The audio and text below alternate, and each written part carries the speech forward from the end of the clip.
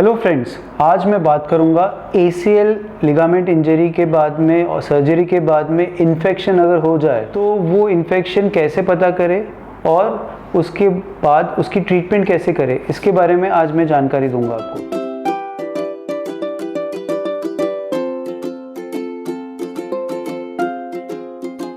तो ACL जो surgery होती है, जो हम करते हैं ऑपरेशन के टाइम पे, या कोई भी सर्जन, सिर्फ मैं नहीं, जो भी आर्थ्रोस्कोपी कर रहा है, चाहे वो छोटे सेंटर पे कर रहा हो चाहे वो बड़े सेंटर पे कर रहा हो, कोई भी जब ऑर्थोपेडिक सर्जन या आर्थ्रोस्कोपिक सर्जन सर्जरी करता है वो सारी अटमोस्ट प्रिकॉशंस या सबसे अच्छे प्रिकॉशंस लेके उसको सर्जरी करता है। सर्जरी से पहले पूरी क्लीननेस रखता है, क्लीन जो पार्ट है उसको बहुत अच्छे से क्लीन करता है, और ऑपरेशन के टाइम पे भी जब हम ऑपरेट करते हैं तो सारे इंस्ट्रूमेंट्स को ETO या ऑटोक्लेव या फॉर्मेलिन से उसको अच्छे से क्लीन करके फिर ही इसको ऑपरेट करता है। तो स्टेरिलिटी का पार्ट जो है वो हमेशा ही हम मेंटेन करके रखते हैं। बट कभी कभी दुर्भाग्यवश क्या होता है कि कीटाणु जो है वो हर जगह पे फैले हुए हैं। अगर हम देखेंगे तो यहाँ पे भी बहुत सारे ऑर्गेनिजम्स है, माइक्रो ऑर्गेनिजम्स है जो हमको दिखते नहीं हैं। तो वो कभी भी कहीं पे भी इन्फेक्शन पे अगर बैठ जाता है तो उसमें वो, अगर आपकी बॉडी की इम्यूनिटी कम है या कीटाणु इतना स्ट्रांग है कि वो उसमें पनपना शुरू हो गया, तो उसमें इन्फेक्शन होने के चांसेस हो सकते हैं।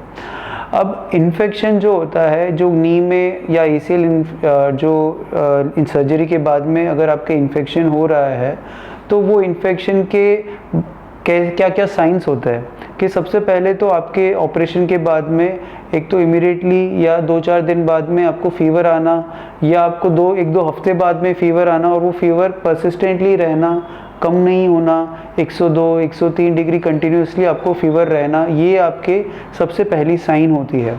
घुटने में जहाँ पे ऑपरेशन किया हुआ है उसमें सूजन आना, उसमें लाल होना, घुटना जो है वो गर्म होना, ये आपको दूसरे घुटने के कंपैरिजन में आपको पता चलेगा। तो ये भी एक इन्फेक्शन का साइन होता है।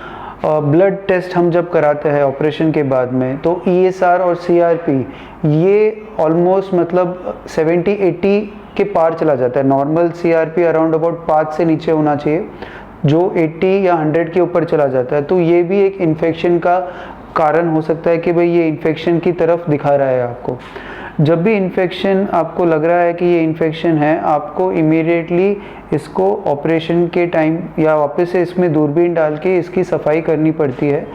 इमीडिएटली तो हम लिगामेंट को हटाने का प्रयास नहीं करते हैं कि हम लिगामेंट हटा देंगे, इसको अच्छे से दूरबीन से क्लीन करते हैं, उसमें लवाज देते हैं, 8 से 10 लीटर का पानी से पूरा वॉश करते हैं, जो भी गंदगी हो उसको शेवर से पूरा क्लीन करते हैं, और उसके बाद में इसमें जो वॉश होने के बाद में इसको अंदर का जो भी कीटाणु होगा उसको हम कल्चर के लिए भेजते हैं कि उसको हम चेकिंग के लिए भेजें कि कौन सी ऑर्गेनिज्म या कौन सा कीटाणु उसमें ग्रो हो रहा है। जो ऑर्गेनिज्म ग्रो होगा उस ऑर्गेनिज्म के हिसाब से हमारे पास एंटीबायोटिक की रिपोर्ट्स आएगी।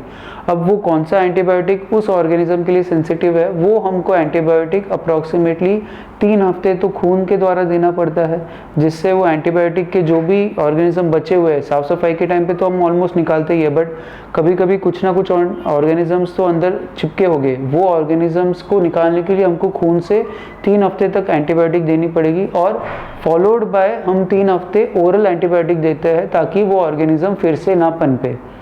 तो ये टोटल ट्रीटमेंट होता है। अब बहुत सारे पेशेंट बोलते हैं सर ये इन्फेक्शन मुझे ही क्यों हुआ, मतलब मैंने तो कुछ गलत नहीं किया, मैंने सर्जन बिल्कुल अच्छा चुना था, सर्जरी बिल्कुल अच्छी से चुनी थी, और ACL में इन्फेक्शन के जो मतलब टाइम प्रिवेलेंस है, जो ACL में इन्फेक्शन होने का रेट है वो भी काफ़ी कम है। वो हम कहते हैं कि बहुत हार्डली या 1000 में एक कोई इन्फेक्ट हो जाए गलती से तो वो हो सकता है। बट अगर इन्फेक्शन तो किसी के भी बस में नहीं है, ना सर्जन के बस में है ना पेशेंट के बस में है।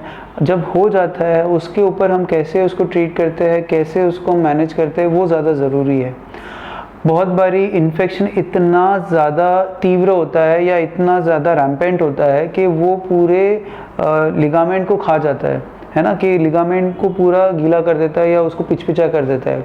तो ऐसे केसेस में हमको वो लिगामेंट को भी हटाना पड़ता है और लिगामेंट को साफ़ करके जो बटन है या जो स्क्रू है उसको भी हटाना पड़ता है, पूरा सफाई करके निकालना पड़ता है। और फिर इम्प्लांट फ्री या ग्राफ्ट फ्री जो है वो पीरियड हमको रखना पड़ता है अप्रॉक्सीमेटली 3 महीने।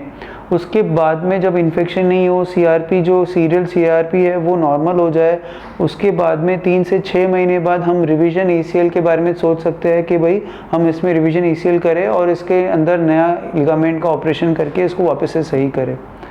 तो आई होप आपको ये वीडियो द्वारा इन्फेक्शन के कारण और इन्फेक्शन होने के बाद में इसको कैसे ठीक करें या सर्जन इसको कैसे ठीक करता है इसकी जानकारी मिली है।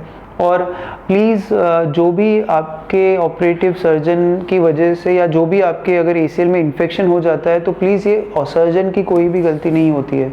एज अ सर्जरी और एज अ पेशेंट हम हमेशा ही ट्राई करते हैं कि पेशेंट को बिल्कुल सही करे, उसका कोई भी बुरा ना करे।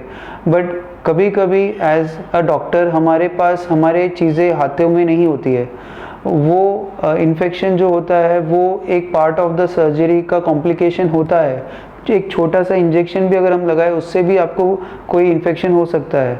तो ये तो सर्जरी है जिस सर्जरी में इन्फेक्शन के रिस्क हमेशा ही रहता है, बट बहुत रेयर होता है और उसके बाद उसका ट्रीटमेंट भी हो सकता है। तो इसको आपको ध्यान रखना पड़ेगा। Thank you so much.